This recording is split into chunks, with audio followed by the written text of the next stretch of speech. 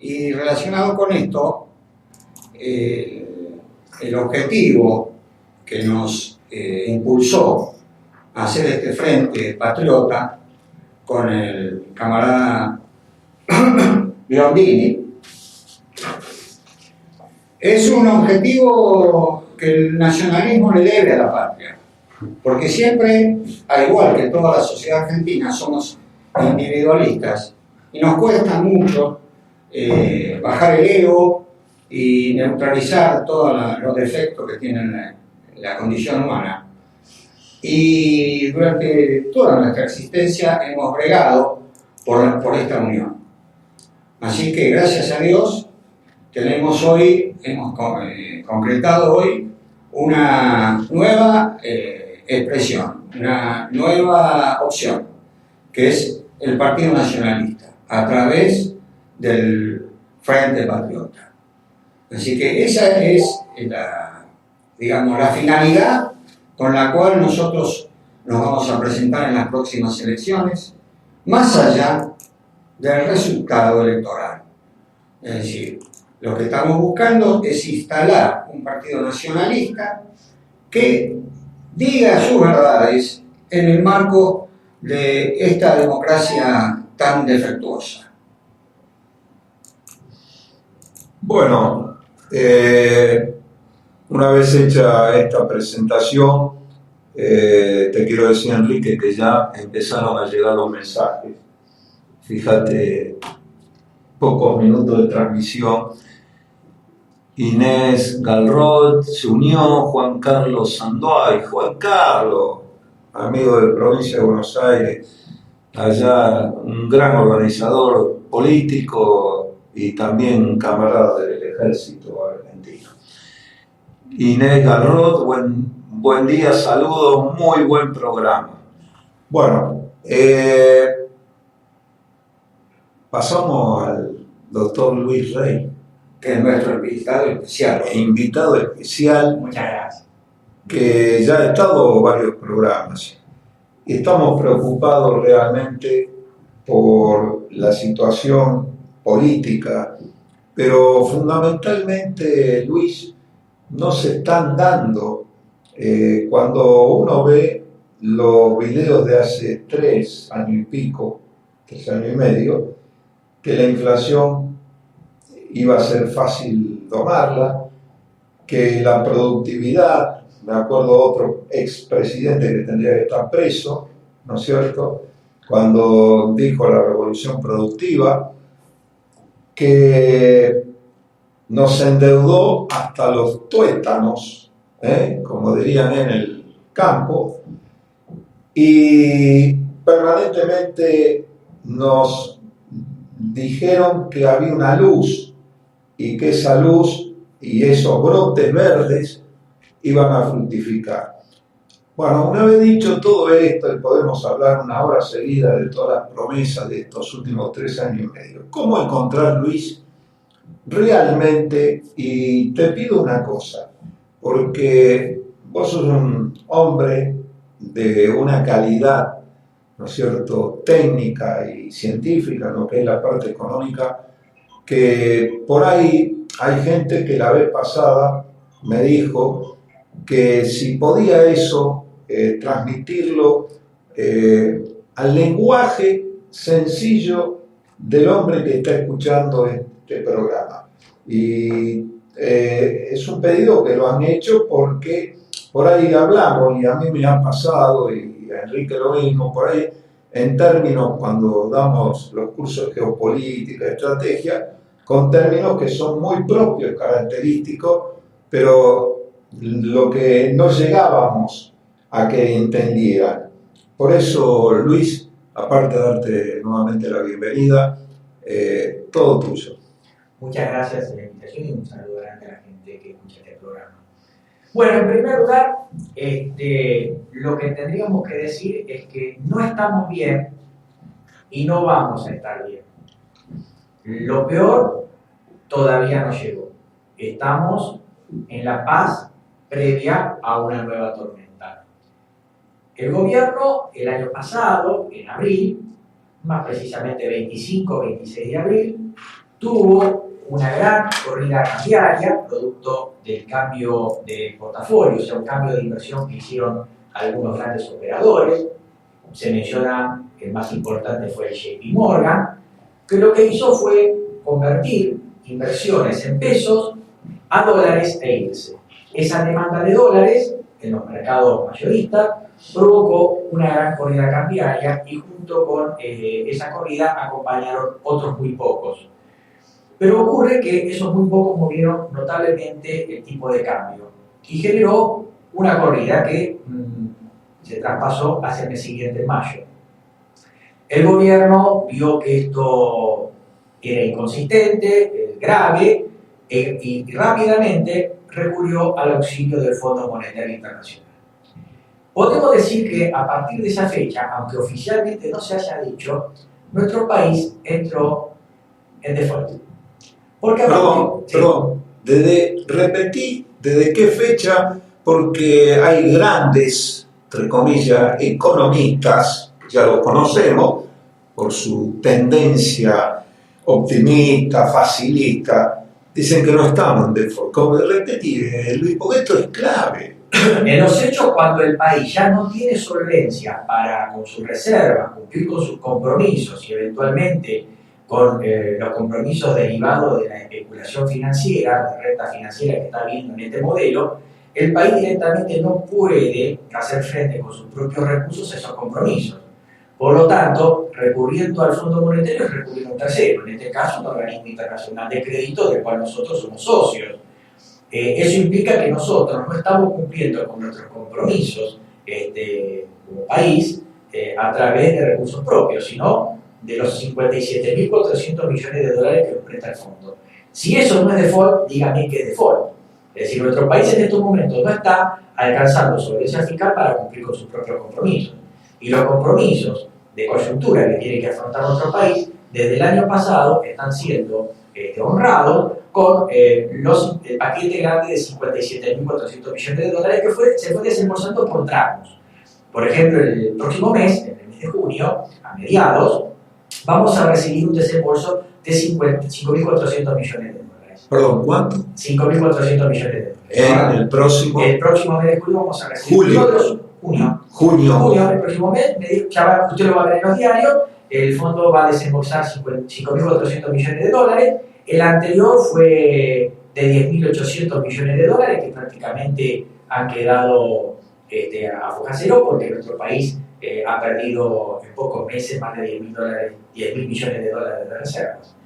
Entonces, en ese momento, nuestro país, en los hechos, entró en default. No hubo alguien que lo anunciara en el Congreso, ni nadie que lo haya insinuado. Simplemente estamos cambiando de acreedor. Es decir, lo que paga el fondo, nosotros después vamos a tener que pagar el fondo. Sí, con respecto a eso, Luis, un interrogante para plantear bien objetivamente cuál es el tema que estás tocando, que es absolutamente prioritario.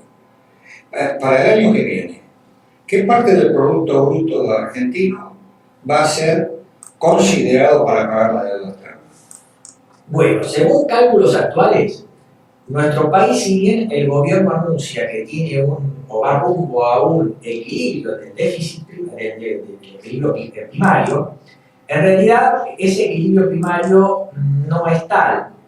El equilibrio primario implica enfrentar los gastos corrientes que tiene el gobierno con los ingresos corrientes, básicamente la recaudación de impuestos. Así todo el país está en equilibrio. Equilibrio que de todos modos es bastante difícil de sostener, porque como el país está en recesión, el déficit vuelve por el hecho de que cuando entra en recesión cae la recaudación de impuestos. Al caer la recaudación de impuestos, usted tiene que revive nuevamente el déficit. A su vez, como usted tiene recesión, usted tiene necesidad de auxiliar a sectores vulnerables a través del incremento de las ayudas sociales, el costo del alimento, etc. Por lo tanto, el déficit devuelve a usted busque el equilibrio primario. Por lo tanto, usted tiene que volver a hacer un nuevo ajuste para volver al equilibrio primario. Pero el problema que tiene nuestra economía es el endeudamiento y los servicios de deuda. Y eso no lo cubre el equilibrio primario, lo está cubriendo el fondo. Por eso estamos en los hechos de fondo. No está anunciado, pero esos intereses, esos servicios los estamos cubriendo con el préstamo de paquete grande de 57.400 millones de dólares del fondo. Ahora, ¿cuál es la magnitud de ese déficit fiscal total, incluyendo los servicios de deuda? Bueno, se estima que el déficit, los servicios que tiene que pagar Tesorería por la deuda que ha emitido Tesorería, está en el orden de 3.6 del PBI. A eso hay que sumarle el déficit cuasi fiscal que genera el Banco Central para pagar los servicios de los distintos instrumentos de crédito. LELIQ, por ejemplo, LELINQ, LESER, etc. Eso más o menos está en 5.6 del PBI. Si usted suma 3.4 del déficit de tesorería para pagar servicios y 5.6 que es el cuasi fiscal, el déficit fiscal está en 9 puntos del PBI. Claro. Insostenible. Esa es la realidad que tenemos actualmente. Ahora, en la medida que nuestro país incumpla compromisos o el riesgo país aumente, al aumentar el riesgo país, aumenta la tasa de interés que se aplica sobre el stock de deuda. Por lo tanto, la carga de intereses y servicios va a ser cada vez mayor. Y está clarísimo. Sí. Y la otra, una de las preocupaciones que tiene la sociedad argentina es el tema del préstamo respaldado por territorio. ¿Qué hay de cierto en esto? Generalmente, entre las condiciones que dan los organismos de crédito también incluyen este tipo de cláusulas, que son incompatibles con las funciones esenciales del organismo. Cuando fue creado el Fondo Monetario Internacional, como producto de los acuerdos de Bretton Woods, 1944, lo que se trata de hacer es reconstituir las relaciones internacionales de capitales y de comercio, tratando por ahí de llegar en el mejor de los casos al viejo Gold Exchange Standard o viejo patrón oro inglés.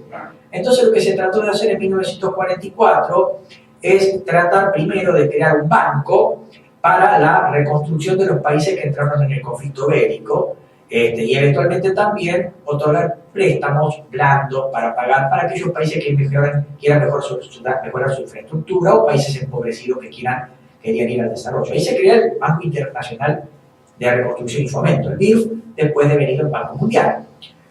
También para evitar todo el tema de las guerras de devaluación y todo ese tipo de cuestiones que llevaron a la crisis del 29, a un exacerbado proteccionismo entre guerras, se creó el Fondo Monetario Internacional, que vendría a ser una especie de gendarme para que los países no cometieran el error de establecer devaluaciones competitivas o entorpecer a través de la bilateralización del comercio, el cierre de sus economías, el comercio mundial y volver a caer en el error de 1929 y la crisis que ocurrió después de la caída de la bolsa.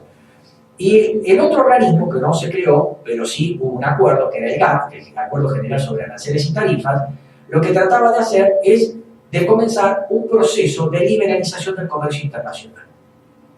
Y obviamente lo que se buscó es que los movimientos de capitales fueran armónicos y libres, y que el comercio también pudiera ser libre. Lo que tenían en la cabeza quienes firmaron el acuerdo de Bretton Woods es retornar a un viejo patrón oro clásico y de libertad de comercio como hubo en la época del patrón Libra con Gran Bretaña como gran mercader del mundo entre 1880, 1860 hasta 1930. El tema es que faltaba algo más y era el tema de los intercambios comerciales, la moneda.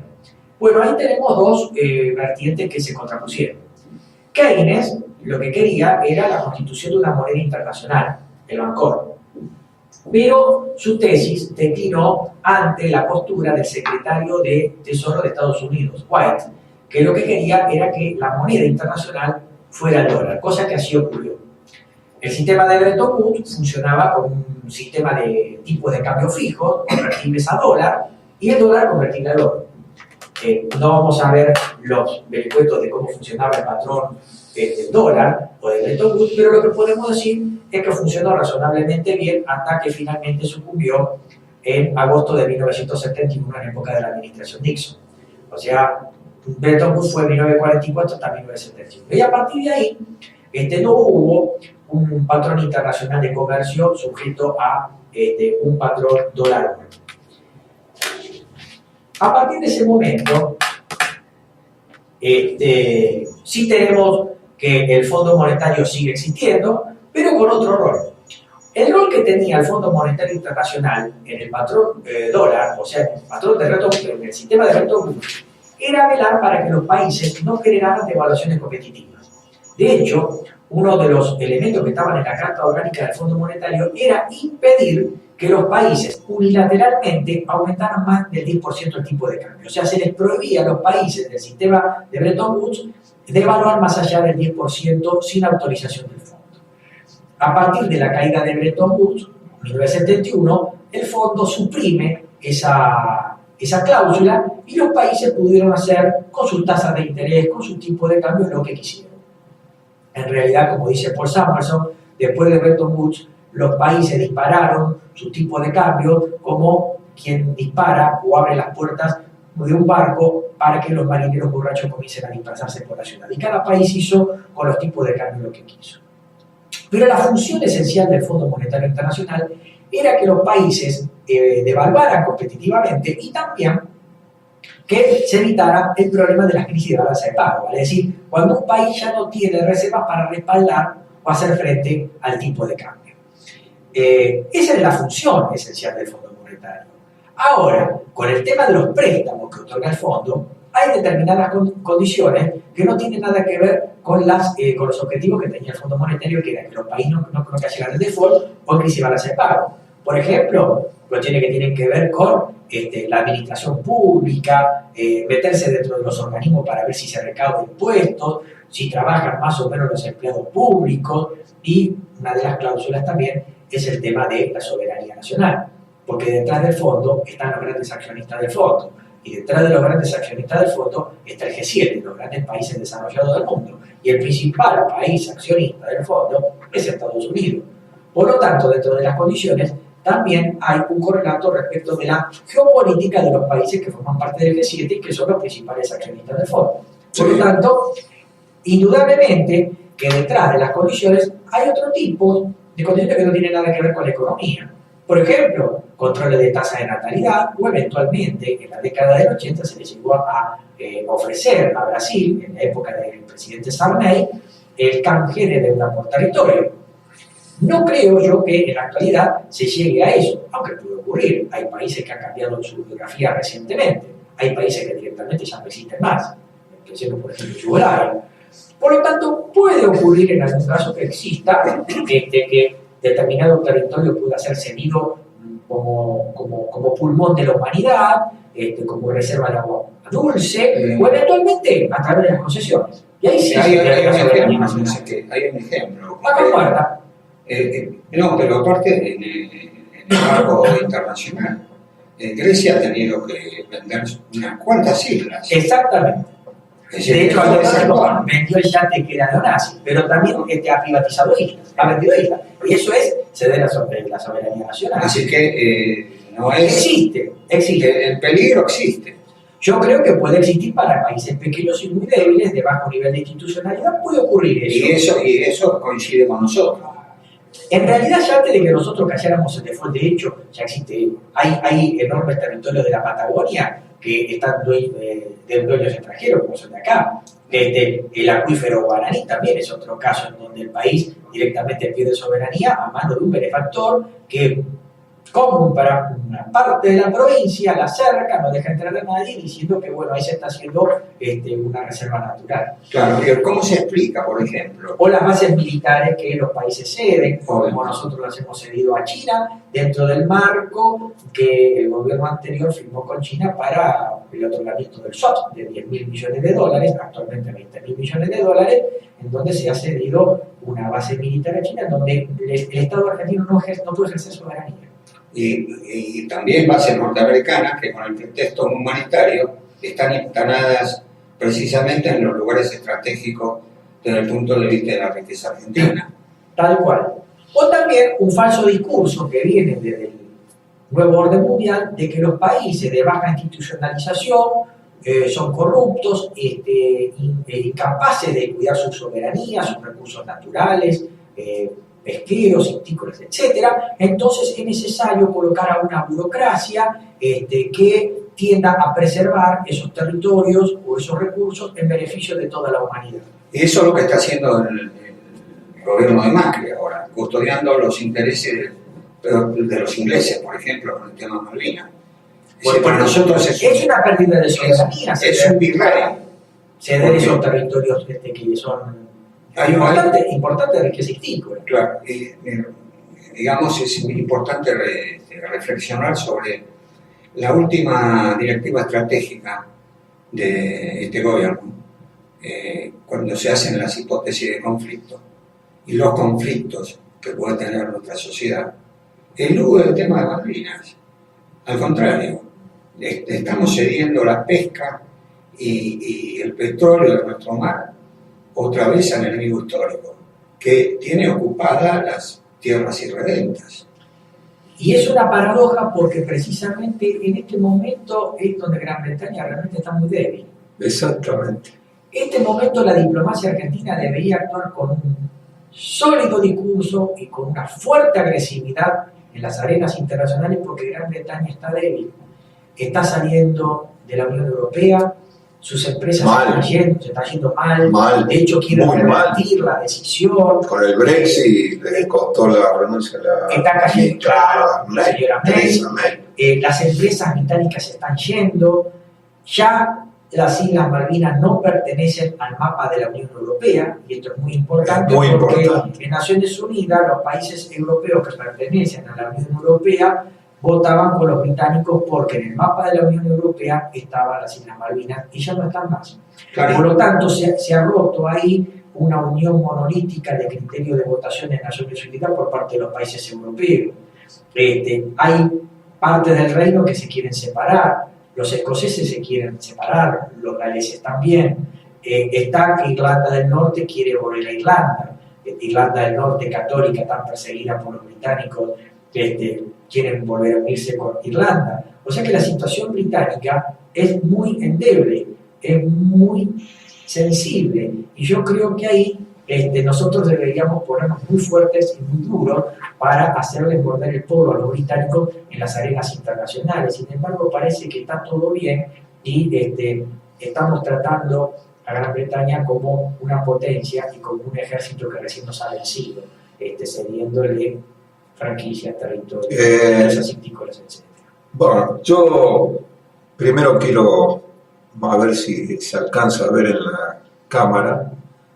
Bueno, esta es la fórmula presidencial. Acá, a ver, la vamos a enfocar un poquito mejor.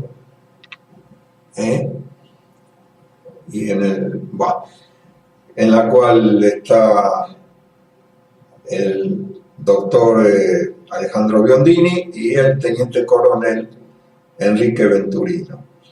Ahora, volviendo a todos estos temas que estamos tratando, yo estaba escuchando, pero muy atentamente.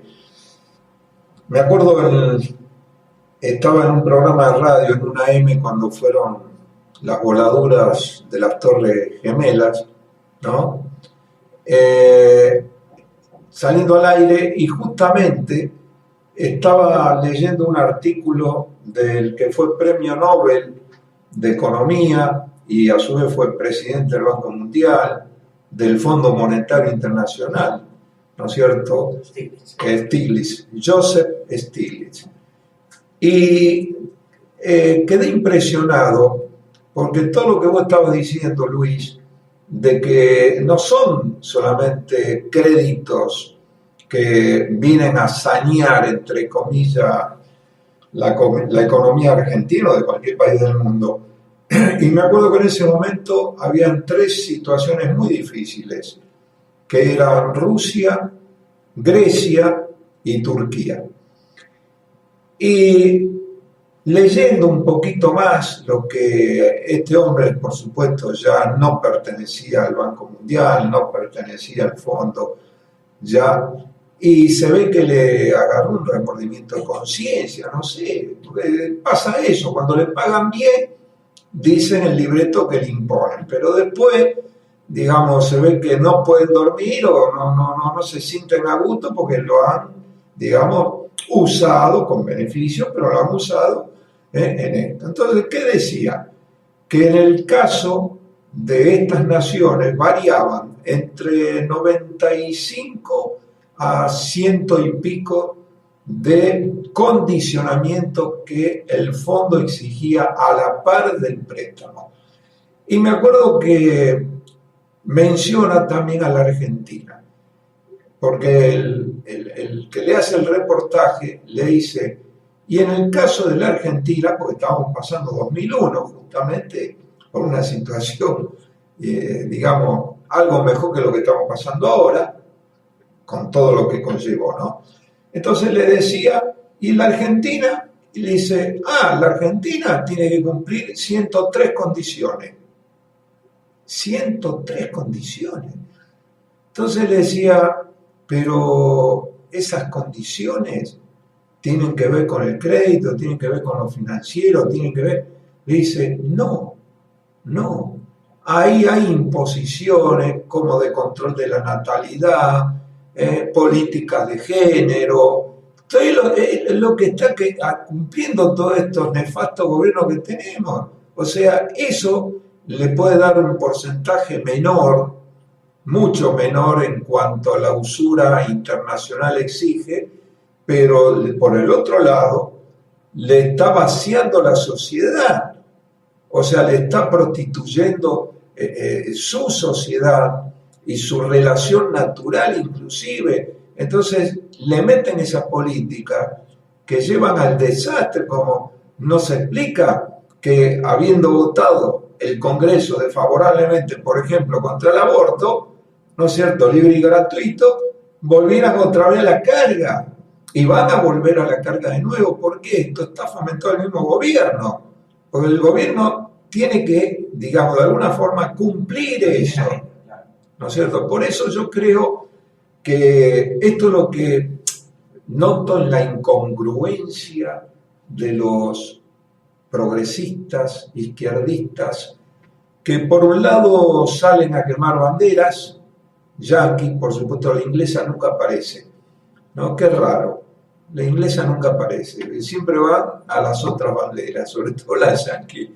Entonces yo me he topado en alguna de esas manifestaciones que he pasado y demás, y le digo, pero ustedes son incongruentes, porque por un lado están apoyando, ¿no es cierto?, o están en contra del Fondo Monetario Internacional, y por el otro lado están apoyando a Henry Kissinger.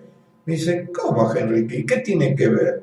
Y porque en el año 74 hizo un memorándum, se llamó 200, en la cual hablaba de cómo había que aplicar políticas de control de la natalidad a través de eliminación de población, eufemísticamente hablando, en la cual le decía, ustedes tienen que hacer esto, que son guerra o propiciar guerra, pestes y el aborto. Entonces me dice, no puede ser. Bueno, vayan y instruyanse un poco cómo viene la mano. Entonces esa incongruencia está hasta el día de hoy. Y sobre todo los progres que son el mismo, siempre lo digo, Lenin, un ideólogo que creo que todos lo conocen, sobre todo lo que viene del campo marxista, dijo que el progresismo era una enfermedad infantil del marxismo. Es decir, pero es a su vez con una penetración cultural a través de que con los años se fue potenciando, ¿no es cierto?, que entró en las estructuras culturales para vaciarlas, y por eso vemos en los jóvenes, sobre todo, no todos gracias a Dios, pero levantando banderas que ni saben de dónde vienen.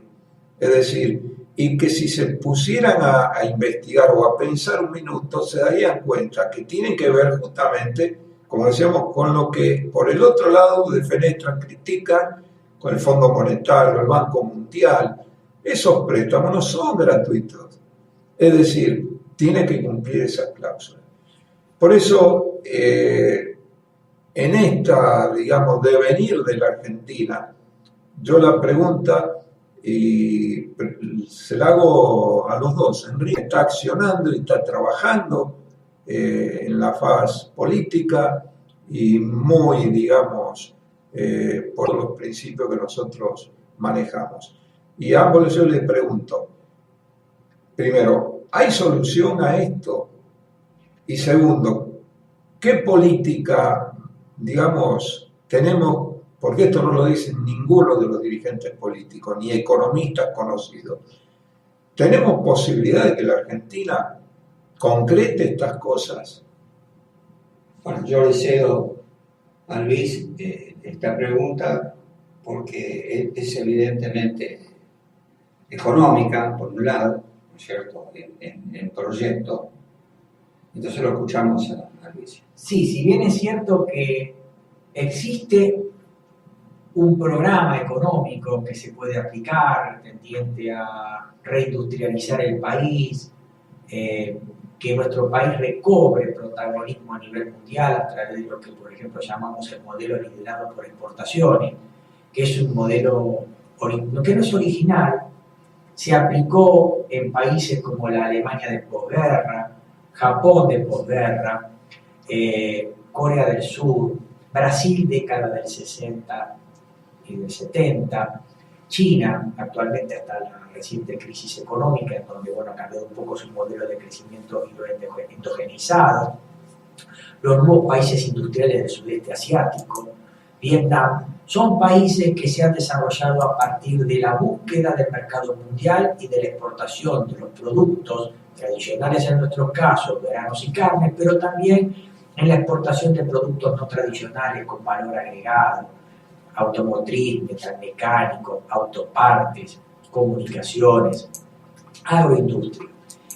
Nuestro país tiene un vecino que ha adoptado ese modelo también y que le ha ido bastante bien desde 1982 hasta acá, que es el modelo chileno, que precisamente no es liberal.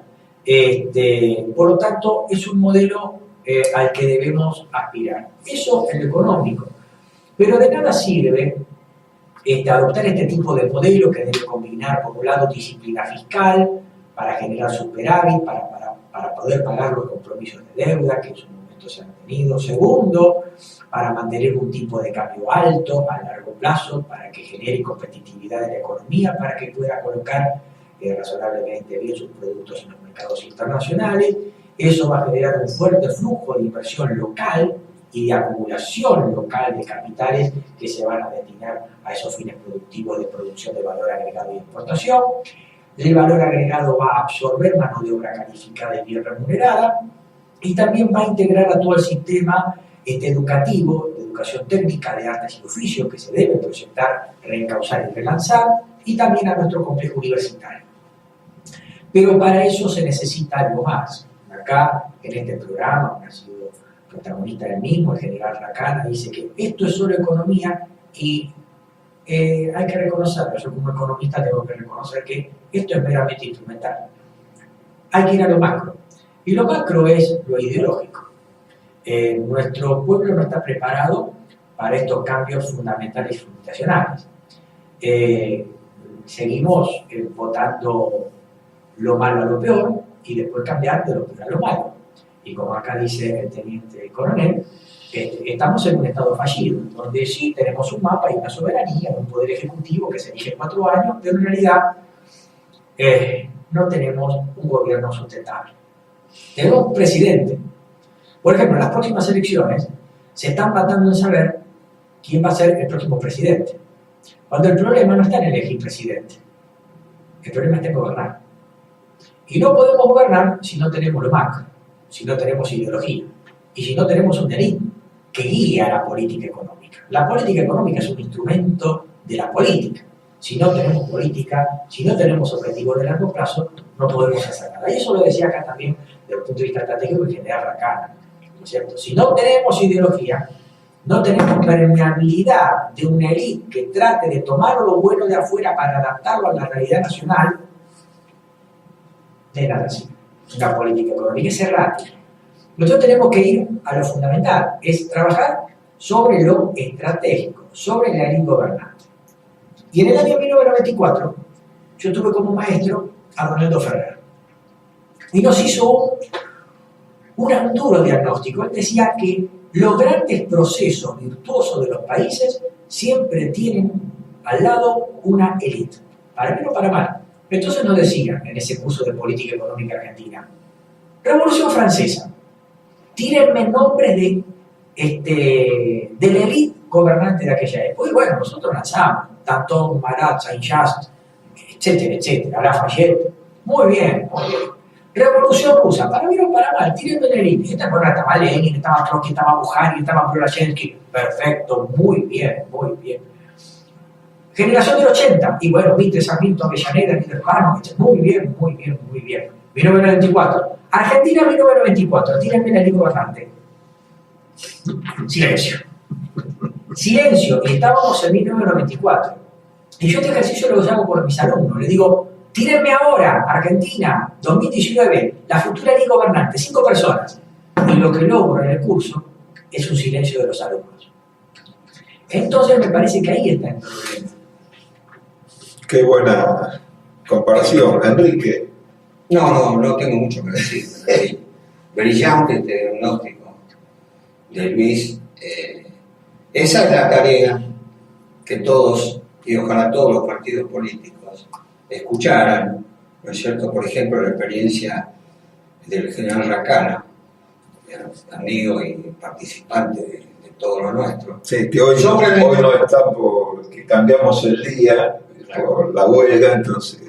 Y sobre todo la conciencia del pensamiento estratégico, que no existe en Argentina, desgraciadamente. Existe en los países centrales que buscan afanosamente el poder. Sabemos que la política tiene dos caras, la cara agonal, que es el voto y la lucha por el poder, y tiene una cara arquitectónica, que es la construcción. Nosotros que nuestra doctrina, la doctrina social de la Iglesia, es el bien común, que es el bien de todos y no de particulares. Así que este pensamiento estratégico y esta escuela de pensamiento para solucionar los problemas, cualquier problema, porque el conflicto es inherente a la raza humana, ¿no es cierto?, a la naturaleza humana, desde que tenemos voluntad. Por eso en estrategia se llama la dialéctica de las voluntades, pero bueno, esto es una disquisición. Pero tenemos que adoptar en la escuela, en el secundario y en la universidad, y tratar de que este pensamiento estratégico y un pensamiento geopolítico se instale en la clase política argentina. Precisamente hablando, como dice Luis, del tema de Peón, se decía que quienes deben gobernar el país tienen que ser el fermento de la sociedad, lo mejor de la sociedad, pero con dos alimentos. Tienen que ser los mejores profesionalmente y los mejores éticamente. Esto sería una gran fórmula. El tema es cuáles son los fermentos que hoy la sociedad argentina está expresando. Y ahí está el problema. Bueno, mientras ustedes están desarrollando esto, ya llegaron muchísimos más mensajes. Walter Romero, un fuerte abrazo, Walter. Fuerza, un luchador y un hombre de pensamiento nacional. Raúl Arjona, lo mismo mandamos. Bueno, acá Liliana de Simone dice: Liliana, saludo, Horacio y Venturino, mucha suerte. Tuvo los otros días por acá. Una luchadora también. Carlos José Trinidad se unió. Carlos Alberto Parra. Alfredo Ponti se unió. Rolando Bolomo dice: saludo, bueno, en mi persona y al teniente coronel Venturino. Dice: la patria se recupera, y dice: no con politiquería barata. Que cuánta razón, ¿no? Tienes razón. Juan Imperial se unió. Juan, ¿cuánto hace? ¿Cómo va la radio que tenés? Buenísimo. A veces cuando puedo lo escucho, porque son tantas las cosas y actividades que uno tiene. Pero Juancito, te mando un fuerte abrazo y si Dios quiere nos estaremos viendo. Dice, abrazo, maestro querido. Bueno, Eduardo Mariano también se unió. Loaldi, un fuerte abrazo. Estuvimos mucho tiempo en el Foro Patriótico Popular, que reivindicamos por muchísimos años los hechos de Malvinas y a la cual pertenecía, digamos, primero fue una iniciativa del teniente coronel Filipó, que después falleció, pero se continuó la obra y lo integraban el coronel Seineldín, contraalmirante Busser, el contraalmirante Robacio, es decir, y muchos combatientes más, ese Foro Patriótico y Popular, así que damos un fuerte abrazo, Eduardo, desde la voz del Cóndor Malvinense y de los presentes acá. Así que continuamos con este importantísimo reportaje, ¿no es cierto? Que yo noté una cosa, y ustedes también, por supuesto, y la audiencia también. No solamente, Quique, vos dijiste que no estaban definidos, y Luis también, las candidaturas, hay una desorientación total, a ver quién agarra el queso de todos estos grandes dirigentes políticos, lo digo sarcásticamente, por supuesto, los grandes, ¿no? Si tuvieran grandeza no harían lo que hacen con la Argentina. Pero, ¿qué notamos? Que nadie habla de lo que tendrían que hablar sobre un modelo del país. Un modelo en la cual mínimamente el Estado Nacional Argentino tiene funciones indelegables. Por ejemplo, la defensa, Enrique, la salud, la justicia, ¿no es cierto?, la cultura y educación de un pueblo. Es decir, esta función y la seguridad, estas funciones indelegables que no se ejercen, no les interesa. Y vamos a empezar por lo último que ustedes estaban diciendo del G7, o sea, las grandes potencias. Estamos viviendo en estos días si hay una guerra o no en Medio Oriente de nuevo, con Irán, con Siria, está la sexta flota norteamericana dando vuelta con todos los recursos, está la problemática de Venezuela en nuestro continente.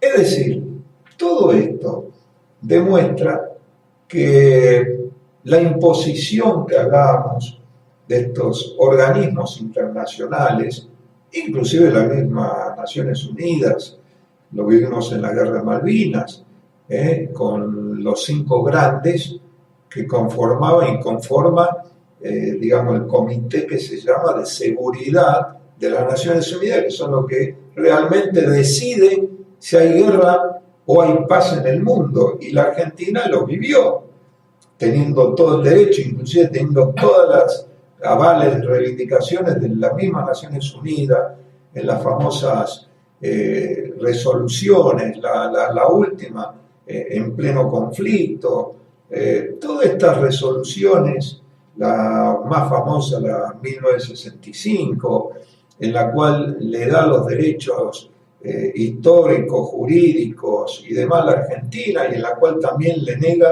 niega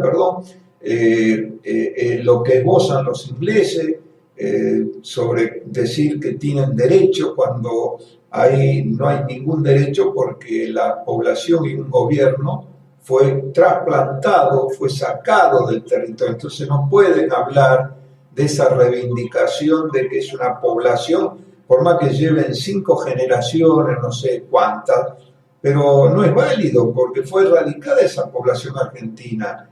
Entonces, cuando vemos esto y vemos el factor poder, todos estos planes de todo tipo, económicos, culturales, etcétera, se están basando en el poderío militar que tienen las grandes potencias. Enrique. Sí, una de las cosas que estudia la geopolítica y la estrategia precisamente es cómo funciona el mundo y cómo funciona el poder y cuáles son las consecuencias para nuestra patria de ese poder que existe, no es una conspiración. El doctor dijo antes el orden mundial, existe el orden mundial. Esa es otra de las tareas que tiene que hacer nuestra clase dirigente para tomar estas enseñanzas en beneficio de saber cuáles son las amenazas externas e internas. De eso se trata, del conflicto, se trata el tema de la estrategia y la geopolítica. Por eso nosotros nos hemos especializado con Horacio y estamos dando conferencias relacionadas con eso. Porque en última instancia el tema electoral es pasajero, intrascendente, importante, pero nuestra tarea, creemos a esta altura de nuestra experiencia y de nuestra edad, es el tema de hacer conciencia del interés nacional, de la soberanía nacional y cuál es el valor que tiene nuestra patria.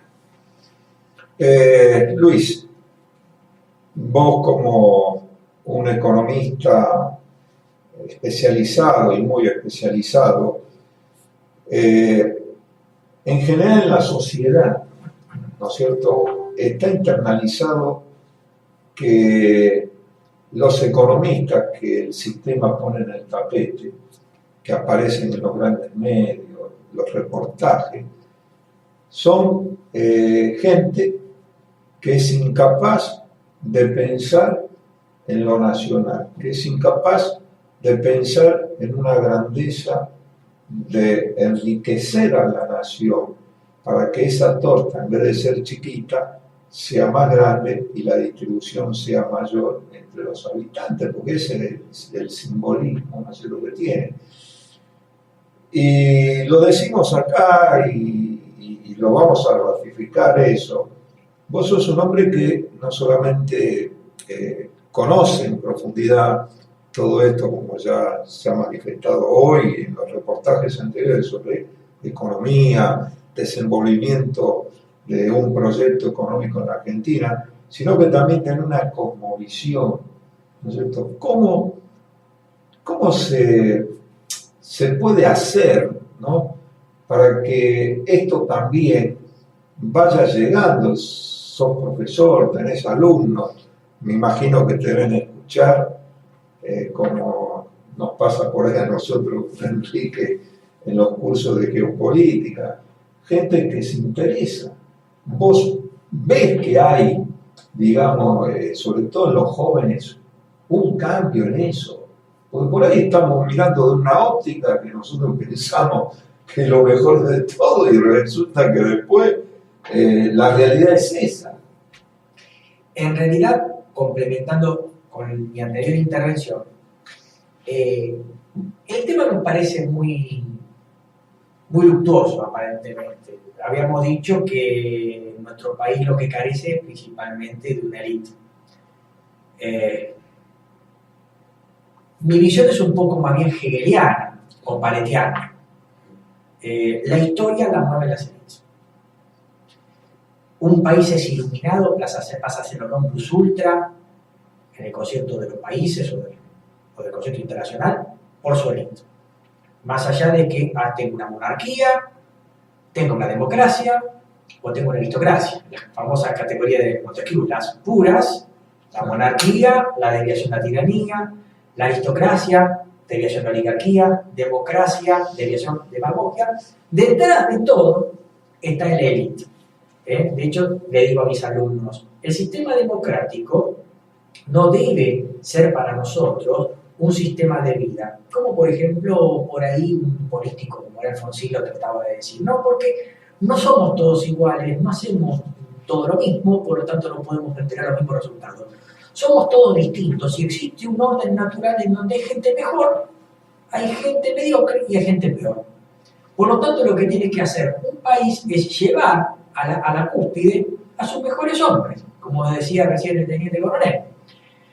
Y eso se puede hacer a través de cualquiera de los tres sistemas. Ninguno es perfecto. Una monarquía constitucional, perfecto. Una aristocracia también. Y una democracia, siempre y cuando la democracia se transforme no en un medio de vida, sino en un mero medio para remover y promover a sus mejores hombres. Y en la medida que las políticas de la nación y su instrumento, el Estado, sean en el mismo sentido que los intereses de sus ciudadanos, ahí tenemos el famoso destino común del que hablaba Ortega, del cual se hace una nación. Una nación que decía Ortega era un destino común. Un destino común. Ese destino común lo tiene que ser traccionado por su élite gobernante y seguido por la gente que lo apoya. El gobernante tiene que ser el epítome de la gente que está abajo, que se sienta identificado con el gobernante. Y el tema es que no tenemos élite. En realidad no tenemos una élite organizada, pero sí tenemos un montón de gente que está desparramada y bien pensante. O sea que ahí está la parte que no debemos ser pesimistas. Es decir, la gente está, el tema es organizar. La capacidad también. Y la capacidad sin duda también. Yo cuando voy a las universidades, cualquiera voy de visitante, me encuentro con gente muy valiosa, pero está en su instituto de investigación, está en sus papers, está en su curso, está en su aula. Vengo acá, me encuentro con gente valiosa como ustedes, como el general Racana, etc. La gente está desparramada. ¿Qué es lo que tiene que hacer? Es juntarse y organizarse, primero. Segundo, tiene otro impedimento. Y el impedimento es que, lamentablemente, nosotros vivimos una cultura de la negación de los valores. Es una cultura de decadencia. Se habla actualmente de la posverdad. La posverdad significa hacer prevalecer mis creencias, mis prejuicios por encima de los hechos. Parece posmentira. Exactamente, inclusive la posverdad en sí es un oxímono. La posverdad es una mentira en realidad. Porque en realidad termino haciendo creer o imponiendo mis creencias por sobre los hechos. Y los medios están contaminados por eso. Por ejemplo, usted hablaba recién, los medios de comunicación van economistas, sí, pero si usted hace un ranking de todos los economistas que hay, van todos liberales, que tienen una como visión distinta de la gente que tiene por ahí un pensamiento nacional. Tiene una visión de lo que el hombre es cosmopolita, que estamos en una enorme aldea burguesa, que solamente estamos en nuestra vida para volcar nuestros intereses concupiscentes. Vivir de viaje, vivir del último plasma, del televisor, etc. ¿No es cierto? Y también tenemos otra visión que es la del marxismo cultural, que pretende llevarnos a una nueva utopía. No sé cuál es la nueva utopía. ¿Será la de la Unión Soviética o un europeo? Pero pretende llevarnos a otra nueva utopía. Y la cosmovisión del marxista o del neomarxista o del marxismo cultural también es cosmopolita. Tienen una idea del proletario. El proletario, la dictadura del proletariado. Así como el mundo burgués quiere, el mundo burgués y la idea global de Fukuyama, el marxismo cultural tiene también esa visión, esa como visión ecuménica.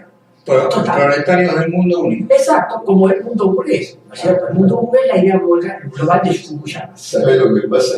Y por debajo de eso, estamos los que somos parte de la idea de que tenemos un destino común, tenemos un idioma, tenemos una religión, tenemos valores ancestrales, que tenemos una visión que no es cosmopolita. El chino es chino, lo respetamos. El español es español y lo respetamos. El argentino es argentino y se lo respeta. Al inmigrante se lo respeta. Exactamente. Y el inmigrante cuando va a otro país tiene que respetar la idiosincrasia del país al cual va. Como le digo a mis alumnos, si yo voy a Arabia Saudita, yo no voy, como se aplica la Sharia, la ley islámica, yo no voy a ir dispuesto a pasearme por las calles del Riad con un vaso de whisky y piropeando a las chicas que tienen burka, porque me van a aplicar la ley islámica. Y está bien que lo hagan, porque allí donde fueres, haz lo que vieres. Entonces, esto no es lo que realmente está imperando en el mundo. Lamentablemente tenemos un cerco mediático en donde la verdad ha muerto, el hombre ha muerto, los valores han muerto, la posverdad ha triunfado. Y el problema es que la gente que piensa distinto existe, sí, está desorganizada, sí. ¿Y qué hay que hacer? No ocupa los espacios o no puede entrar a ese cerco mediático. Ustedes saben, porque ustedes también están en política, ustedes saben que ir a determinados medios de comunicación implica pagar. Hay que pagar para entrar y es condición económica. Entonces se ha perdido el algunos aún pagando, Sí. estamos pueden hablar. censurados. Exactamente, Censurado. aún pagando, Aún pagando. no pueden hablar porque ¿Por qué? interrumpen sistemáticamente o directamente, aunque pague no puede entrar. Claro, porque el inconsciente colectivo, ¿no es cierto?, ha absorbido esta propaganda de que todo lo que no sea ellos es fascismo, nazismo o comunismo. Exactamente. Sí, sí. Y la palabra nacionalismo te asusta a los poderes.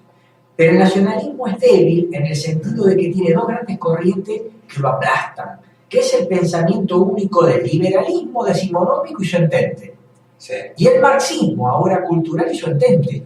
Cuando surge una corriente nacionalista, ambos se unen en una alianza táctica y lo atacan, Exacto. considerándolo antisistema, xenófobo y un montón de cosas más. Es un poco lo que le pasa a los nacionalismos europeos. O le pasó a Trump en su momento, o le pasó a Bolsonaro en su momento. Pero hay una tendencia a volver al nacionalismo como está pasando en Europa. Inclusive ya hay una internacional nacionalista. Es decir, nosotros creemos que ante el avance de la globalización es inexorable que la nación, que es la principal víctima, se defienda. Y eso es lo que está ocurriendo en términos generales en Europa. Así que esperemos que nosotros aprovechemos también esta defensa de lo natural para intentar esclarecer las cosas. Y como le decía recién al teniente coronel antes de empezar el programa, el nacionalismo tiene que generar un contradiscurso contra esas dos grandes moles que tienen medios de comunicación, televisión, radio, etcétera, que cuando surge alguna tendencia nacionalista, ambas se juntan y combaten. Por ejemplo, en el tema de lo de que es ESI, ideología de género, aborto, la izquierda termina siendo un útil funcional a la Open Society, a Bilderberg, al Fondo Monetario, etcétera. Terminan fundando fundaciones que terminan siendo bancadas por esos institutos. Que encima esas fundaciones se presentan como de derecha. Exactamente. Y son financieras de toda esta lacra de cosas que nos ven. Exactamente. Esto es lo que hay que hacer a los jóvenes, hacerle entender. Entonces es complicado abrir los ojos esto porque inclusive esto también está copado por las currículas de enseñanza. Entonces también es muy complicado entrar hasta como profesor o como docente, porque uno tiene que cumplir programas, tiene que cumplir consignas. Se hace muy difícil. A mí me cuesta mucho también en la facultad hacerlo como profesor. Pero hay jóvenes, y ahí viene la vuelta de la pregunta, hay jóvenes que no son muchos, son pocos. Pero digamos, no hace falta que haya una gran mayoría que mueva a los grandes paradigmas o los tuerza o los rompan. Solamente hace falta uno, o unos pocos. Exactamente. Claro. Cristo empezó con 12. Y encima lo más bruto que había. Exactamente. Pescadores de los Antilles, o sea, no fue a buscar en la... Exactamente. Y aparte, ha habido en nuestra historia argentina también antecedentes, obviamente, con los unitarios y los federales, y grandes escritores que han defendido nuestra postura, por ejemplo, el Carabinero Ortiz, Carlos Reche, el José Castellani, el padre Castellani, también, los hermanos Irazú, y José María Rosa, con el revisionismo histórico argentino. Esto la sociedad, la juventud lo tiene que mamar también. Bueno, y más lejos, la oficialidad del GO era una élite que tiene un pensamiento muy uniforme, muy sólido. Bueno, llevó un programa de gobierno que en definitiva después lo terminó llevando Perón, con sus defectos, con sus desvíos, personalización. El papá del general Bacana integró, eran primero era siempre 19 los integrantes, después pasaron a 25 los del GO, ¿no es cierto? Por eso nosotros, de alguna forma, seguimos a ideas y no a personas. La persona es de naturaleza caída, así que preferimos adherirnos a cuestiones permanentes, como es la doctrina social de la Iglesia y sus encíclicas, que es la sabiduría de la Iglesia aplicada a la política. Y hablando del contradiscurso que tiene que elaborar el nacionalismo del siglo XXI, como digo, tiene que ser un discurso que nos junte y nos una. Y el nacionalismo tiene un grave problema para unirse, que es la visión del pasado. y ahí viene a cuento algo que hablaba por el teniente coronel, porque cada uno tiene una elaboración del nacionalismo y una interpretación del pasado totalmente distinta. Entonces, el nacionalismo se desune mirando el pasado cuando lo que hay que hacer es mirar el futuro. Porque si no, el país termina despedazado, o de bueno o de fuera, como decía el gaucho Martín Fierro. Ahora, el tema es un ejercicio muy difícil para los nacionalistas hacer eso. Sí. Porque en cuanto en un mero grupo de WhatsApp alguien mira el pasado, y bueno, hay algunos nacionalistas que son de tendencia católica, otros más laicos, otros miran con simpatía a los viejos racismos del primer tercio del siglo XX, digamos, pero en realidad lo que está hoy en juego es la identidad nacional, los valores, nuestra cultura, nuestro idioma, nuestra esencia, nuestro territorio, nuestra soberanía nacional y el futuro. Por lo tanto, los nacionalistas tenemos que tragar un gran sapo cada uno de nosotros, de acuerdo de dónde provengamos. A mí no me interesa ese nacionalista de dónde venga. Tragamos el sapo, nos callamos la boca y vamos por el objetivo. Buscamos la unidad. Y ahí nos vamos a unir realmente. Ahí nos vamos a unir. Y cuando nos ataquen, nos van a atacar por el pasado. Porque a través del ataque de nuestro pasado van a tratar de destruirlo. Exactamente. Entonces, pongamos que nosotros llegamos a esa unidad, el enemigo nos va a tratar de atacar por el pasado, para que no volvamos a pelear y volvamos a decir que la doctrina social de la Iglesia es mucho mejor que el salazarismo portugués o lo que fuera, ¿no es cierto? Entonces, lo que tenemos que hacer es el objetivo único y al que hay que ir, porque el enemigo nos va a atacar por el pasado. El primero que tenemos que hacer es el contradiscurso, es no hablar más del pasado, hablar del futuro, lo que tenemos por hacer, la prospectiva, lo que tenemos que hacer, nuestra utopía. Así como los marxistas hablaban de la utopía, nosotros los nacionalistas también tenemos una utopía y tenemos que ir por ella. Exacto. Y no ir por el pasado, nos vamos a pelear siempre. Y ese debe ser el contradiscurso que tenemos que dar los nacionalistas argentinos de acá al futuro. Porque vamos a ser atacados lo mismo que son atacados los nacionalismos europeos. Como es atacado Bolsonaro, como es atacado Trump. Lo que tenemos que hablar es ridiculizarlos a ellos. Ridiculizarlos, ver sus contradicciones. Las contradicciones. Elaborar un contradiscurso. Nosotros tenemos que mostrarles el futuro y ellos son el presente y el pasado. Y eso tenemos que hacer nosotros con esas corrientes liberales y también progresistas. Luis, vos sabés que... Como le digo en chiste a los alumnos, hay que separar a la izquierda del Estado. Eso es lo que tenemos que hacer. Así como el objetivo más inmediato es separar al macrismo del Estado, el segundo objetivo es separar a la izquierda del Estado. No te has tomado tamaño de trabajo.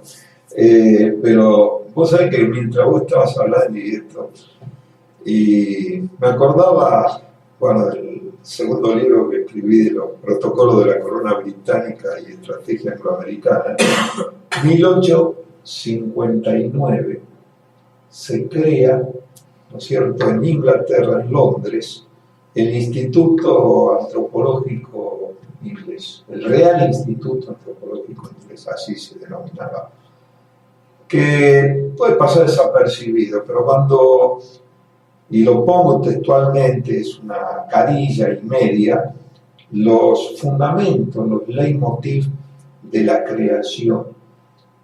Y vos decís, pero al día de hoy lo siguen aplicando, porque están dando directivas de inteligencia a sus súbditos que se van o se cumplen misiones de distintas índoles en el mundo, en esa época, 1859, acordate que en esa época fue la batalla de Pavón y de Cepeda, ¿no es cierto? En la cual había una cañonera inglesa en el río Paraná esperando a ver quién ganaba de ambos bandos, porque ya habían negociado con los dos bandos.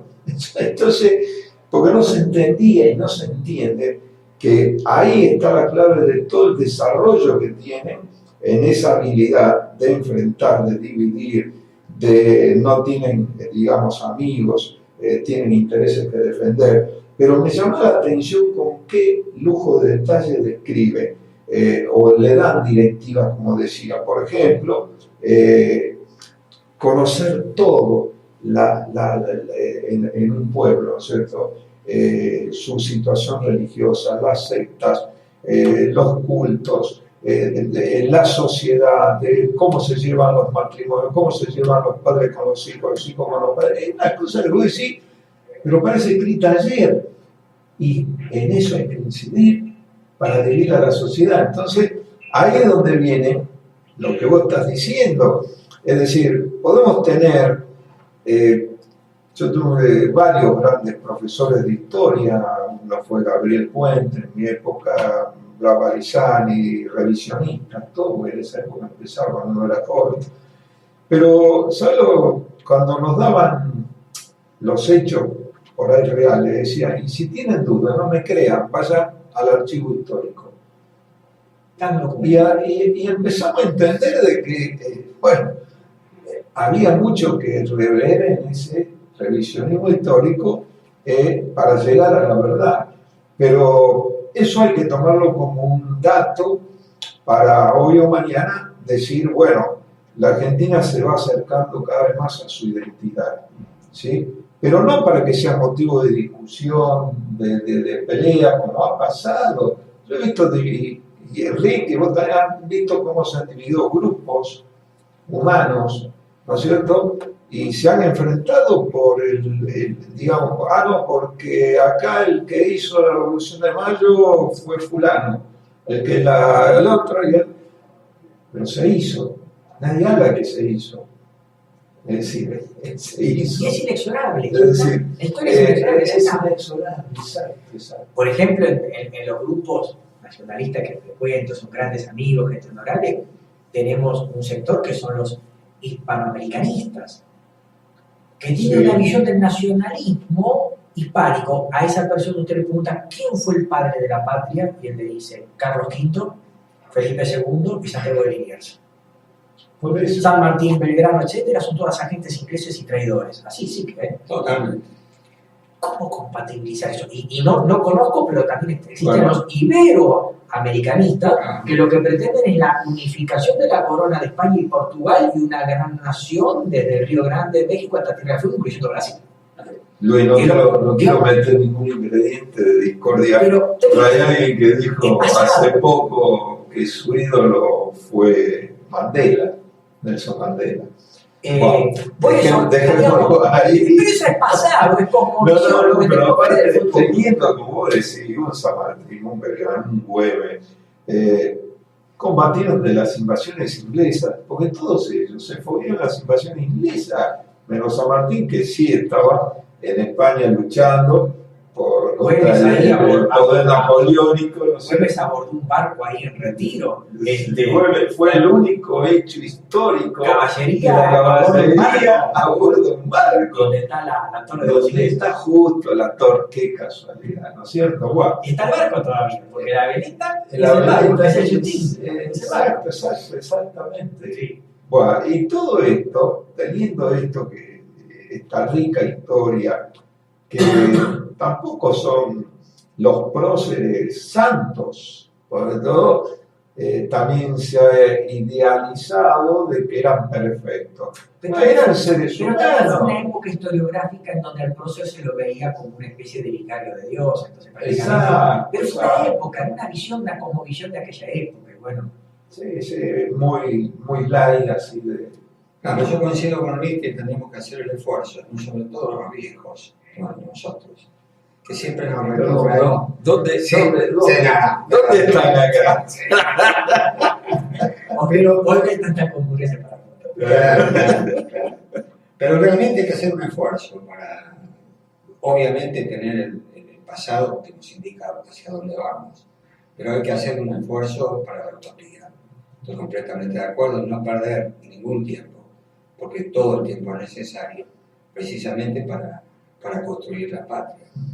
Yo creo que los nacionalistas no tenemos conciencia de que nosotros también tenemos una utopía, y por eso nos peleamos por el pasado. No, es peor todavía, Luis. Creen que tener una utopía es malo. Exactamente, peor. Porque nosotros reaccionamos por los marxistas que la tienen. Exacto. Es decir, la tienen, pero con la utopía ellos se unen. Después en lo instrumental se pelean entre ellos. Mal. Digamos, tienen su paraíso. Y nosotros tenemos nuestra utopía. Y no tenemos que verlo como algo malo. Tenemos hace 500 años.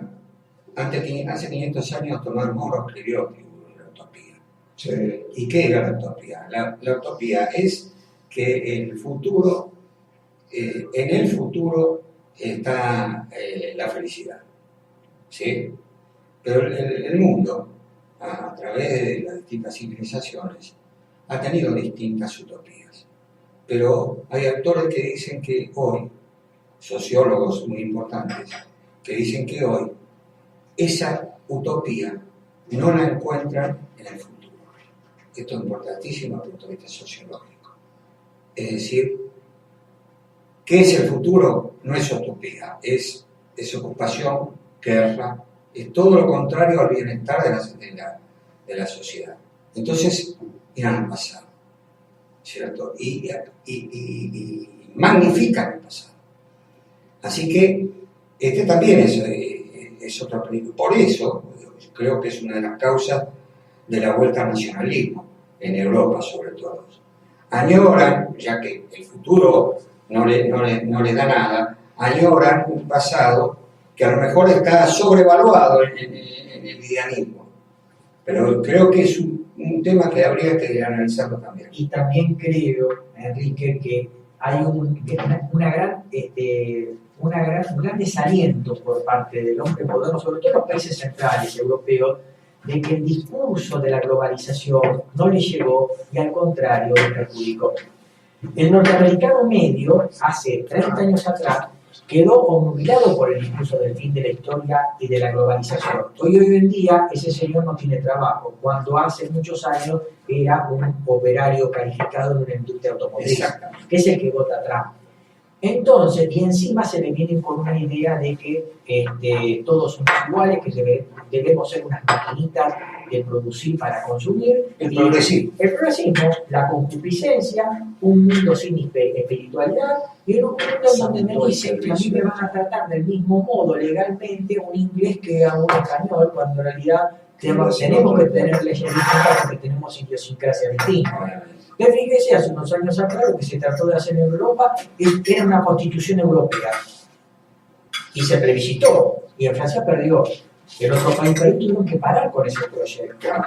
Entonces es por un lado una gran decepción del hombre medio que también nos está llegando a nosotros, de que la globalización fue un discurso contradictorio, que me prometía felicidad y me da un subsidio por desempleo, no me da trabajo y me da marginalidad. Esa es la frustración de la utopía del futuro, del progresismo. Vamos a progresar. Y contra eso hago una visión atrás y el europeo dice, caramba, en el medioevo éramos todos iguales, claro, y peleamos por un mismo objetivo y hasta toda Europa era una sola nación. Y ahí es la era de las naciones, que digo, es ahí en donde cada español se comienza a sentir español, comienza a ver de otro modo su religión, el francés le pasa lo mismo, al danés le pasa lo mismo. Vuelven a las fuentes. Vuelven a las fuentes, en definitiva, esa es la vuelta del mismo ser humano. No, claro. ¿Qué es volver? Por eso digo, Hoy hablamos el tema- del equilibrio. Por eso el tema de la utopía. Esta es la era de las naciones, la era de la vuelta. la era de las naciones, exactamente. Queda lógico que Una va a pasar revolución en el mejor sentido de los términos. Entonces fíjese que la palabra revolución es medio raro, porque revolución Sí, es volver a lo anterior. no. Esto es una revolución, es volver a lo anterior, es volver a nuestras esencias, a nuestros valores. Es volver a encontrar al ser humano con su espíritu, que el siglo de las luces se encargó de separar y de generar, ¿no es cierto? Desmaier decía que la Revolución Francesa fue una revolución degenerativa, porque trató de separar del hombre su espíritu de la razón, cosificarlo, transformarlo en un elemento cartesiano, pensante de causa-efecto, y lo despojó de sus valores trascendentales. Claro, por eso es tan importante el tema de la filosofía. Yo también insisto, nosotros insistimos con nuestros estudiantes y con nuestra gente que nos sigue, el valor de la filosofía. La teología, por supuesto, la filosofía como búsqueda de la verdad, y la ideología como el motor que mueve la actividad humana, como dice nuestro amigo el general Lacana. Siguen llegando. Muchas gracias. Ustedes ven que estamos acá como en casa, ¿no? Siguen llegando mensajes. Juan, otra vez Imperial, dice, va muy bien, saludos a todos. Gracias, muchas gracias. Rodolfo Oscar Campanello se unió, Miguel Ángel Morbelli también se unió, o sea, están siguiendo atentamente. Marta Camaño se unió, Adriana Franco Martínez, Héctor Horacio Hernández Vieira, Hernández, querido Héctor, un gran abrazo, a ver si te acercás un día por acá. Ángel Javier Romero, otro hombre, bueno, acá hay un camarada conocido, Enrique Gustavo Iguné, se unió, así que... Gran nacionalista, Gustavo. Un gran le abrazo. mandamos un fuerte abrazo, ¿no? Y muy agradecido por todos los servicios que nos ha prestado desde todos los tiempos. Exactamente. Bueno, amigo, camarada, compatriota, ustedes ven que esta mesa realmente es espectacular, y no por lo que diga yo, sino también porque acá se están dilucidando temas que en profundidad, no sé, por ahí es una quimera, pero... Utopía.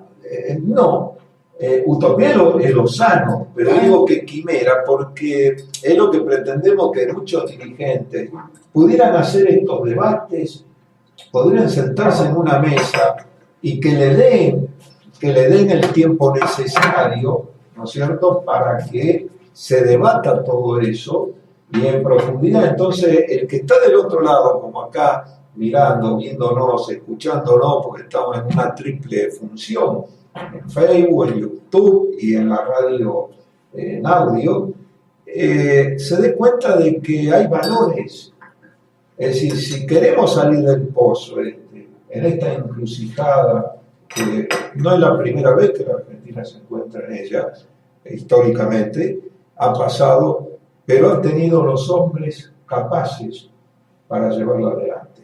Es lo que dice Luis, en última instancia, y volvemos al principio, que si nosotros logramos, entre todos, lograr ese objetivo, que esto se discuta, vamos a tener como resultado una élite. Es decir, que la clave de que el dirigente sea el mejor moral e intelectualmente.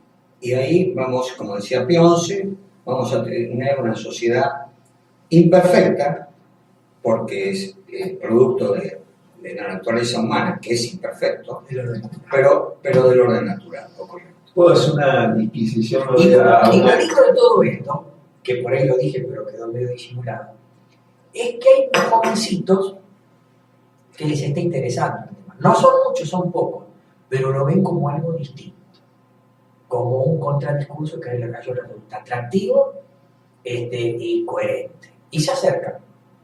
O sea que hay tierra fértil a la que trabajar. Existe. No, iba a hacer una disquisión cuando vos, Luis, hablaste de los tres, digamos, modelos, por decirlo así, que la democracia, la aristocracia, ¿no es cierto?, y la monarquía.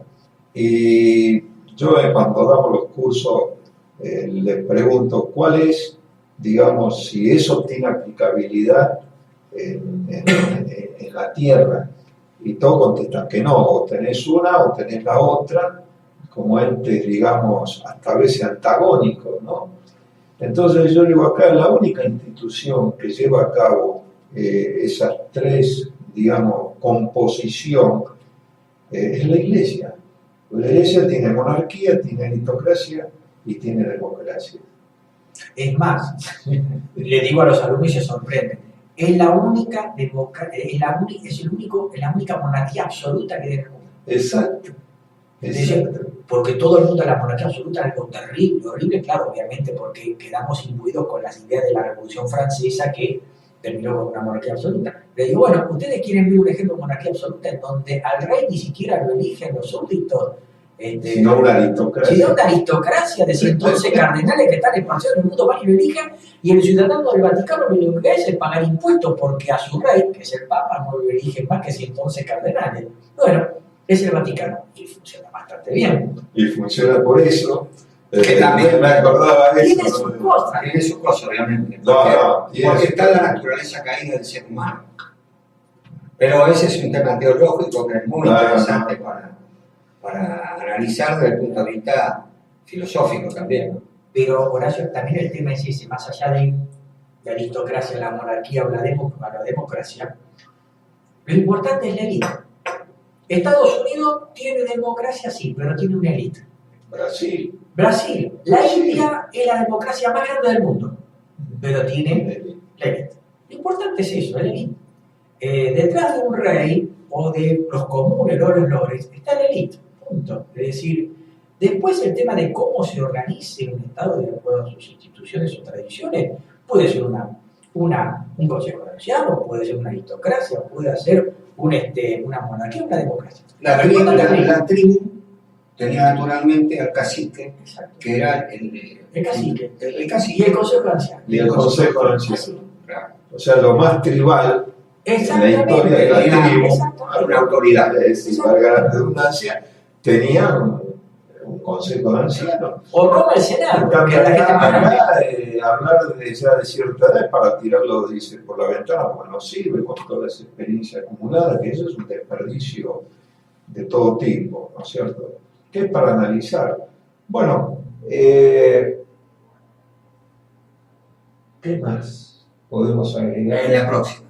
Dejamos algo para la próxima. Dejamos por ahí. Si no, en la Candidato- película siempre se deja un Candidato interrogante. a vicepresidente, dejamos para la Pero próxima. tenemos todo el tiempo de que diga el Señor para no cansar también a la audiencia. Creo que ya hemos desarrollado los principales conceptos.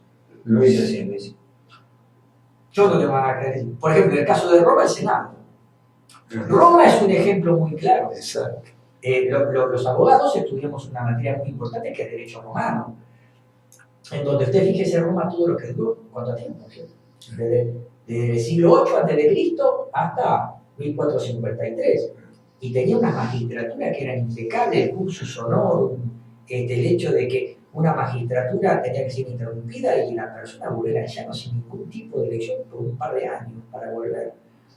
Tiene el Senado, para ser senador había que haber estado en el ejército, ¿no es cierto? Y era el consejo de ancianos que le daba los consejos a los cónsules, antes el concepto de dictadura romana es brillante. Cuando entraba en peligro, todas las magistraturas cesaban, todas, inclusive el Senado, y se le daba todo el poder a una sola persona, Exacto. que tenía un solo contrapeso, la más baja magistratura, que era el tribuno de la plebe. Más sabio que eso era terrible. En el dictador una persona podía hacer cualquier cosa, pero tenía contrapeso la magistratura más humilde, que era el tribuno de la plebe. Pero así duró siglos. Exactamente. Tenía el poder para cumplir la misión y devolver el poder. Exactamente. Y todo un sistema de pesos y contrapesos es maravilloso, realmente. Bueno, siguen llegando los mensajes, ¿no es cierto?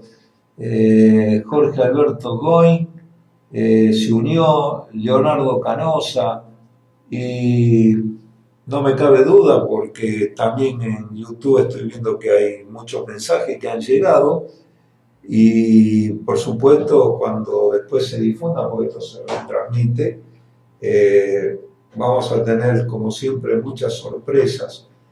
Y ojalá que todo esto sirva para, sobre todo los más jóvenes, ¿no? Que empiecen a tomar conciencia bueno, por lo menos de que esta experiencia que hemos tenido los más viejos, como dice acá el camarada Enrique, ¿no?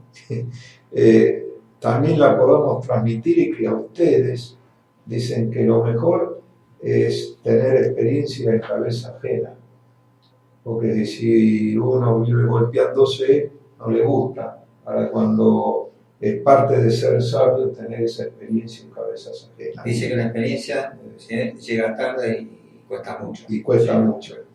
Y cuesta Un mucho. filósofo de barrio que abona lo que dice acá Enrique, el boxeador Bonavena, Ringo, Rico decía que la experiencia es un peine que te regalan cuando te quedas pelada.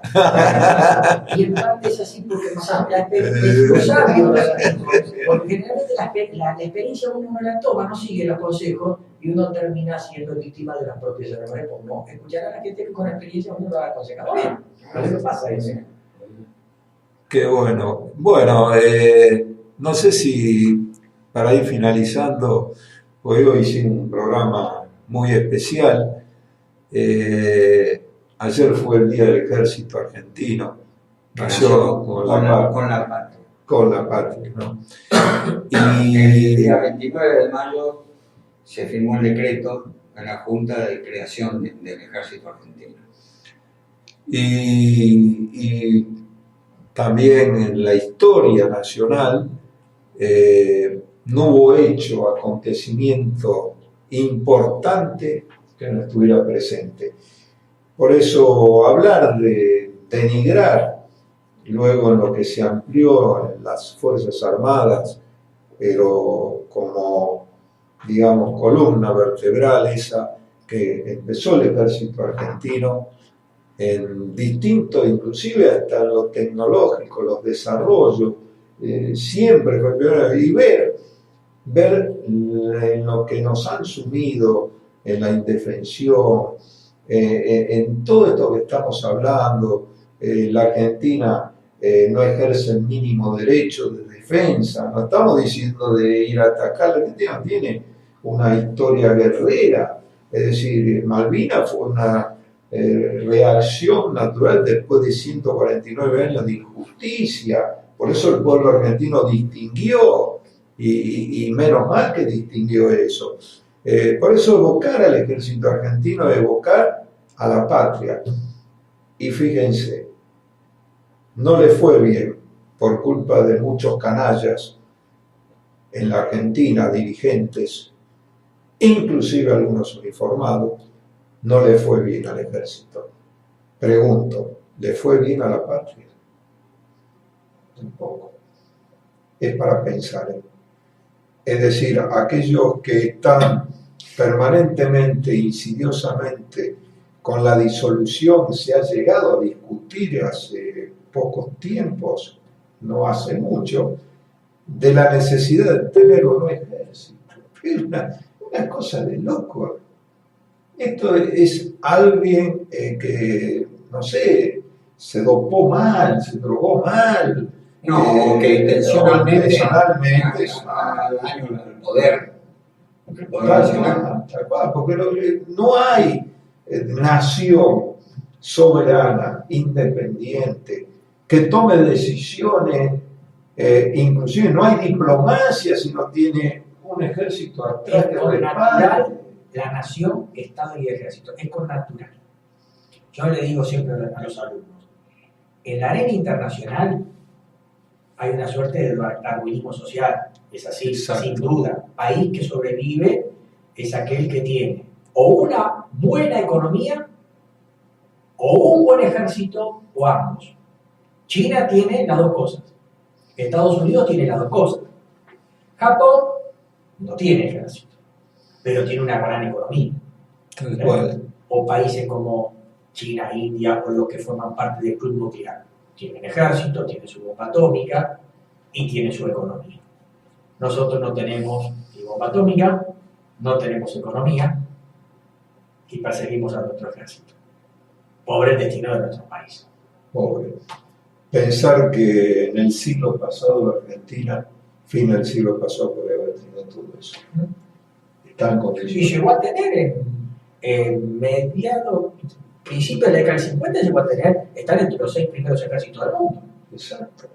Fabricábamos aviones en casa y habían desarrollos espaciales, en la cual fue pionera la energía atómica. También. Es decir, acá el ingeniero Racana, que es ingeniero nuclear, ha sido componente y presidió la Comisión de Regulación de la Energía Nuclear a nivel mundial. Entonces, qué capacidad, y ver cómo la están destruyendo. Por eso digo, vuelvo a hacer la reflexión. En este caso, el ejército, las Fuerzas Armadas, ¿le fue bien? No. porque estos dirigentes nefastos que tuvimos la destruyeron. A propósito, coincido con Enrique, pero le fue bien a la patria. No le fue bien. Entonces, piensen un poquito. ¿Por qué no probamos a ver de volver a tener, ¿no es cierto?, lo que corresponde para la defensa y no, digamos, y vamos a ver cómo la patria se va a levantar? Tecnológico estuvo presente la Fuerza Armada, es decir, un Mosconi, ¿no es cierto?, en su composición, ¿no es cierto?, Castro Madero en la energía atómica, el brigadier San Martín en lo que fue la fábrica de aviones, la incidencia que han tenido, por nombrar, digamos, y por ahí estoy no nombrando otros que fueron propulsores, digamos, tuvieron el genio ese de avisorar, y esa tecnología, si no, miren qué pasa, toman como modelo siempre estados extranjeros. Miren, Estados Unidos lo toman la mayoría como modelo, pero Estados Unidos, en su desarrollo tecnológico, primero es el empleo bélico y luego es el Estado, exactamente. ¿no es cierto? Claro, a ver, esto por ejemplo, discusión con los liberales. Estados Unidos es un país que realmente genera un fuerte incentivo a la iniciativa privada, sí, pero muchas veces dinamizado por el Estado, porque le digo, mire, ejemplo, Internet, estamos en la actividad privada hoy en día, perfecto, pero Internet ¿dónde surge? De la industria médica, del Pentágono. Exacto. Comunicaciones de grandes equipos de investigación que no se podían sentar en un buró, habiendo 20.000 personas, se necesitaba una red interna de comunicación. Del Pentágono. El desarrollo espacial, Luis. El despegue vertical. Usted maneja hoy una camioneta con tracción 4x4 porque eso fue el Jeep o fue el Hammer, digamos, es decir, todo el lanzamiento de un cohete al espacio. ¿Dónde está el negocio de lanzar un cohete al espacio? Hasta el momento no lo sabemos. En su momento sí, los satélites y toda la industria de las comunicaciones. Pero ¿quién fue el demandante? ¿Quién fue el promotor? El Estado. De una gran inversión. Exactamente. Y el Estado dinamizó toda la investigación y desarrollo de todo el espectro privado. Pero fue el Estado. No, sino que fue el plan Marshall. Exactamente. Es decir, que lean un poquito, porque esto es lo que a veces no se toma la molestia. Es decir, es como llegar tarde a una fiesta, entonces dice, bueno, ve cómo el sector privado funciona. Sí, el sector privado funciona, pero a partir muchas veces de la externalidad que genera el Estado. Hoy en día... Y de la inversión que hace. Y la inversión que promueve, induce el Estado. Billonaria. Porque cuando el Estado norteamericano quiere mandar un cohete al espacio, necesita contratar a los particulares que son sus proveedores. Y ellos son los que tienen que comentar todo el tema de la tecnología de investigación y desarrollo articulado con el Estado. No. Kennedy, en su carrera espacial... Hoy en día dice, el navegador, qué lindo es el navegador de Internet. Sí, pero el navegador es producto de que alguien colgó un satélite en el espacio y desarrolló toda esa tecnología. Exacto. Kennedy, en su carrera espacial, que la tenía que ganar con la ex-URSS, Unión de República Soviética Socialista, dejó un déficit de 200 billones de dólares.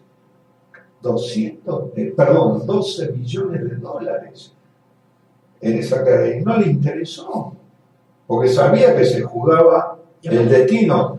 Vamos ahora, la empresa esta china, Huawei. Sí. El problema que está teniendo justamente con Estados Unidos, porque aparentemente supera, ¿no es cierto?, tecnológicamente en algunos aspectos. Y los yanquis no son estúpidos. Dicen, no, pará. Es más, los componentes muchos se los hacen fabricar en China por razones de economía, de economicidad, qué sé yo. Pero se dieron cuenta de que avanzaron muchísimo en esos componentes, de lo que se llama los de quinta generación. Entonces, ¿de qué hablamos? Y el desarrollo industrial chino no puede negarse que detrás hay una política estatal y militar. La estación que decíamos que instalaron acá, ¿no es cierto?, con, digamos, el rótulo de investigación aeroespacial o de apoyo a los desarrollos espaciales chinos. ¿Quién la maneja? El ejército rojo, o sea, el ejército chino. Por favor, muchachos. Hoy la base que tenemos en la Patagonia depende directamente en la del ejército popular. Exacto, y no podés entrar. tenés, digamos, por contrato, que por supuesto no se da a conocer todo, pero hay utilizable no sé cuántos días al mes que lo pueden utilizar en la Argentina.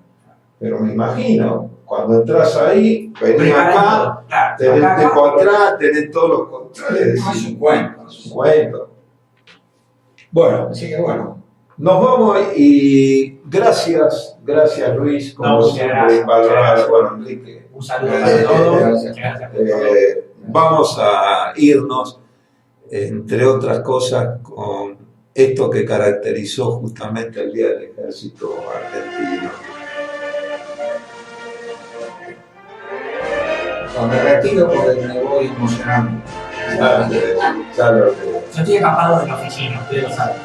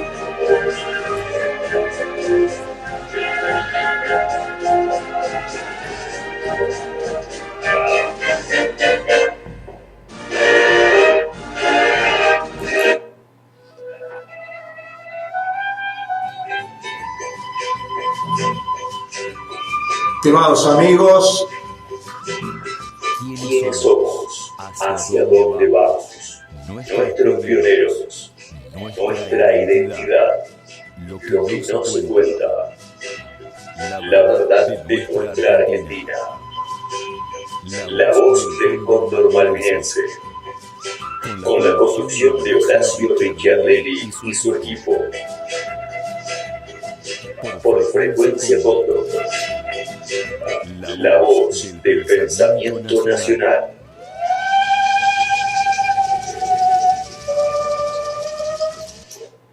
nos vamos hasta el miércoles que viene, si Dios quiere, y bueno, pensemos todo esto que hoy se ha hablado, y para terminar quiero mandarle un saludo a mi esposa, porque cumplimos 49 años de casado, y dicen que siempre hay una mujer detrás de un hombre para llevar adelante a veces una tarea muy pesada como es abrazar estos valores patrios. Muchísimas gracias nuevamente, Teniente Coronel Enrique Venturino, doctor Luis Rey, y estaremos el miércoles que viene, si Dios quiere, en línea con la voz del Cóndor malvinense. Muchísimas gracias.